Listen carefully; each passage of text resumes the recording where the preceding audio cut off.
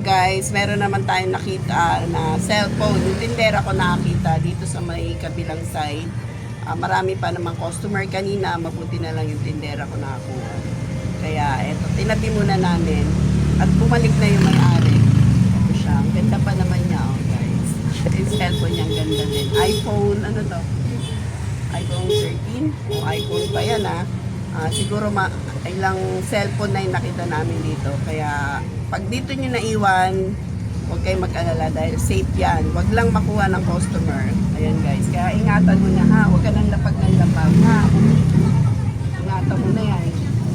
Chance mo na yun ulit. Sa susunod, may experience ka na ha. Huwag mo nang kakalimutan yan. Dito naiwan ng customer yung cellphone niya dito. Nilapag niya dyan. Kasi bumili siya ng ganito. Glitter foam. Nung time na bumili siya, labasan pa naman ng mga bata, kaya maraming mga pumapasok dito. Mabuti na lang, hindi nakagawi dito yung mga bumibili. Hanggang dito lang sila dahil nandito yung tindera ko nakaharang. Kaya pasalamat na lang at tindera ko nakakuha. Minsan ako ang nakakakuha. Tinatabi talaga namin yan. Hindi natin yan pinag-iinteresan kasi bad yan. Meron tayong konsensya at ayaw natin ng masira sa customer. Kaya kayo, kung meron din kayong mga tindahan na nakakaiwan ng mga customer nyo, ano man yan, cellphone, wallet, pera, o ano man bagay. Maraming na nakakaiwan dito, lalo na nung December, may nakaiwan ng bag.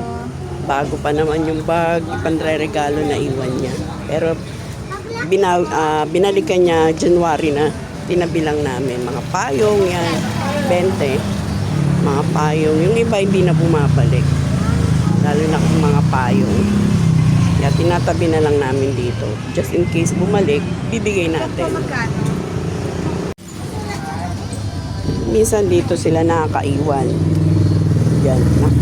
Yung iba kasi pag nilalapag, habang namimili ilalapag, hanggang sa nakakalimutan na nila. Minsan dito rin naman.